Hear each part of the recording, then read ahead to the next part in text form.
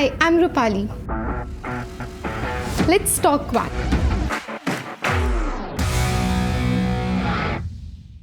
When to raise a tax invoice and what are the contents that should be mentioned while issuing a comprehensive tax invoice. First is when to raise a tax invoice. Article 143 of the Executive Regulations has specifically stated that a taxable person must issue a tax invoice first when he is making a taxable supplies, secondly when he is making a deemed supply, and thirdly where he has received a consideration whether partly or fully before the due date of supply. Then a tax invoice must be issued. Now all the tax invoices must be issued in Omani Riyals.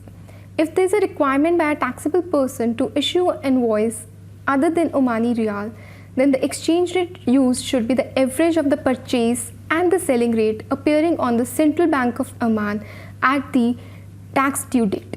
Further, a tax invoice can be issued on behalf of the third parties provided a prior approval from the tax authorities is obtained. Now we get into the requirements or the contents that must be mentioned on a comprehensive detailed tax invoice. First, the heading tax invoice is a mandate. It must be mentioned on all the tax invoices issued by a taxable person. Secondly, the date of issuance of the tax invoice, the date of supply and the date of payment. Thirdly, the supplier's details, which includes the name, address and tax identification number of the taxable person issuing a tax invoice must also be stated on the tax invoices. Fourthly, all the tax invoices must be issued in a chronological order. Fifth, the customer's name, address and tax identification number shall be mentioned on all the tax invoices.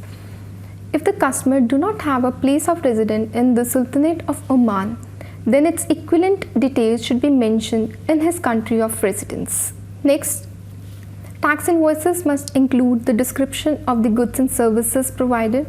Next, the quantity of goods shall be stated on the tax invoices. Further, if there is any advance payment received, then the date of payment shall be mentioned. Further, the total consideration excluding tax shall be mentioned, the applied tax rate, and if there is any discounts, rebates or any adjustments to the value of supplies which has not been reported in the value of consideration excluding tax shall be mentioned. Then the taxable value and the tax value shall be mentioned on the tax invoices. Thank you for watching this video. Stay tuned to learn more about VAT in Oman.